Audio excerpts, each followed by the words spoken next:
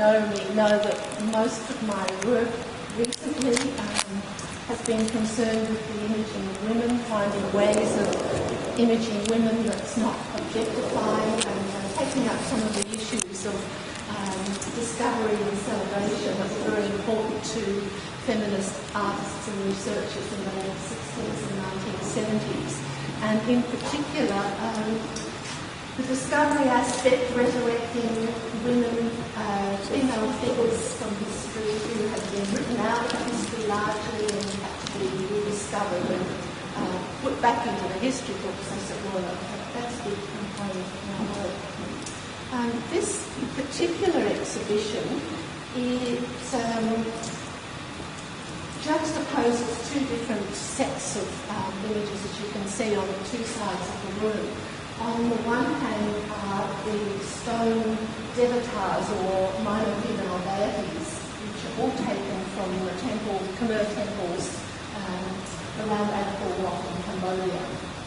And they're set against these red carpet celebrities. And I think you probably won't recognise them as individuals, but you recognise them as a type. They're groomed and posed for the red carpet, and they're kind of ubiquitous. They're part of our visual landscape today, whether we like it or not. And every time we look at a magazine or something in a dentist waiting room, we're inundated with information. A lot of it trivia, of course, and a lot of it probably not even true, but there's just masses of information about people who were made into celebrities for a time. So that's the juxtaposition going on here. The red carpet celebrities are presented in full frontal pose, and like the devatars, they meet our gaze. But in this case, they're made up of tiny little replicas of themselves or other celebrities. They're a kind of mosaic of miniatures of themselves. I'll talk first about the devatars. They're from the 11th, 12th, 13th century, and as I mentioned, they're from the temples around Angkor Wat and that area. And what I've tried to do is bring them into sharp focus as individuals. For hundreds of years, archaeologists have thought that they were just like a chorus line, sort of all-purpose minor deities, female deities. And they were adornments on the temples, which were primarily built to house the statues of Buddha or the Hindu gods. I should mention that during that long period of the Khmer Empire, that the religious devotion shifted, went from Buddhism to Hinduism and back to Buddhism again. When a new leader came in and decreed a new religion, the statues of the Buddha or the Hindu gods were simply turfed out and new ones brought in, and the temples were repurposed. But the female figures, because they're actually part of the physical structure of the building, maintained their position. I suppose they could have been defaced, but they weren't. So I think that's partly contributed to this notion that they were just all-purpose decorative females. But there is a Cambodian researcher and photographer, her name is Philika Khan, who has been recently photographing all of the female devatars in the Bayon. And the Bayon is the temple you all know from photographs. It has the huge stone faces looking out in all directions. And between the Bayon and Angkor, there are over 4,000 of these female figures. They're just on every single corner. But what Philika Khan found was that on the Bayon, she kept seeing the same sets of facial features recurring, and always in pairs, and they were recognisable features and other details of dress and adornment and so on. And she formed the theory that they're actual representations of historical figures. And there are inscriptions in the temples about two queens. They were sisters and they were successive wives of the leader who built the Bayon. And she came to develop this theory that they're actual representations of real people. One of them was Indra Devi, and she's the one with this large 10-panel image. She found also that in that particular image, the eyebrows had little pits in them, little holes across the eyebrows. And on close inspection, she realised that they had once had embedded stones, probably precious stones in them, and that also contributed to the theory that they were queens, and she was one of the 2 queens.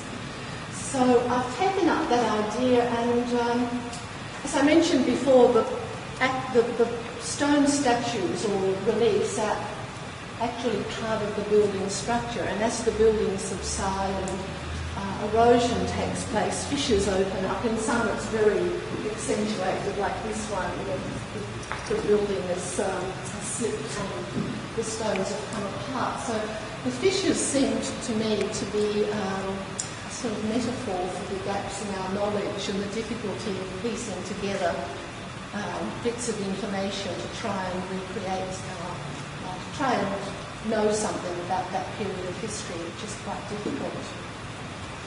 In the others, I've done kind of the opposite. I've used fragments again and broken them up, but in quite a different way. As I mentioned before, they're each made up of hundreds of tiny long red carpet celebrities, all posed and groomed and delivered for our visual consumption. I've kind of moved them from the particular into the general, the opposite to what I've done with the devatars. The large one is not an actual figure. She's made up of parts of the 10 small figures on paper. So she's a kind of a hybrid or an amalgam. These ones are all digital prints. The large pieces digitally printed on canvas, the small ones on paper. What else can I say about these? As I mentioned earlier, they're not really meant to be recognised as individuals, but as a type. And although they are people who are no doubt accomplished and talented, the emphasis in the way that they're delivered to us in the media is on their appearance. In other words, they're objectified. They're all pretty and they're all beautifully dressed, and lots of men make it onto the red carpet too, but what we see in the magazines is the girls in their frocks, and there's a lot of emphasis on that. Does anybody want to ask any questions?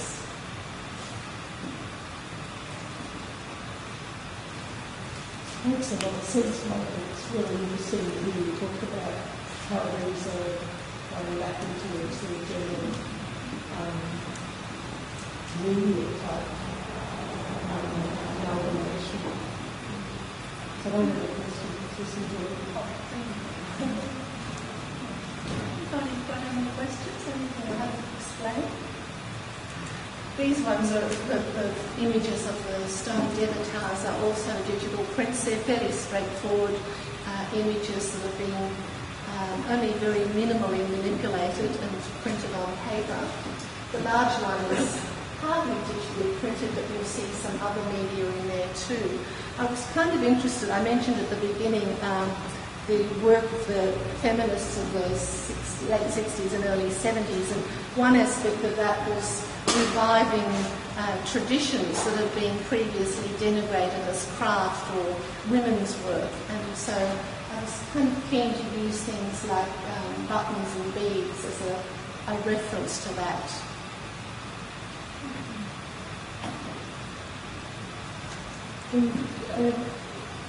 I know you're mainly talking about this work, but you do have other women that you're finding about. Yes, historical women that I'm re-imaging, and in this fragmented, if you like, way of piecing together moments and in mixed media to emphasise that, with each panel treated slightly differently to emphasise that. Do you want to mention some of the women's names? Because I find that really interesting. One that I'm working on at the moment is Mary Magdalene, who's not, of course, lost, but she was very substantially rewritten. There are there are a number of Marys, it's thought, who were kind of merged into one in the stories that have been handed down from biblical times. And in medieval times, she was depicted as someone, the penitent Mary, the one that went out into the desert and survived for 40 years and was fed by angels. She grew hair all over her body in medieval depictions to protect her modesty. And there are some wonderful illuminated manuscript images of hairy Mary, completely covered in fur. She's one of them. There's a Japanese queen named Himiko or Pimiko, who is completely absent from Japanese history. She's known only from some Chinese envoys who visited Japan in around the 3rd century AD and recorded their interaction with this important, powerful queen. But she doesn't seem to fit into the Japanese version of their own creation story, so she's just been dropped and written out. But there's some examples of the sort of figures I'm looking at. It's fun finding out about them, and fun also finding ways of imaging them. There's no imagery of Himiko, the Japanese queen, at all, so there are lots of contemporary imaginings of what she might have looked like, but there are none from the time that she actually lived.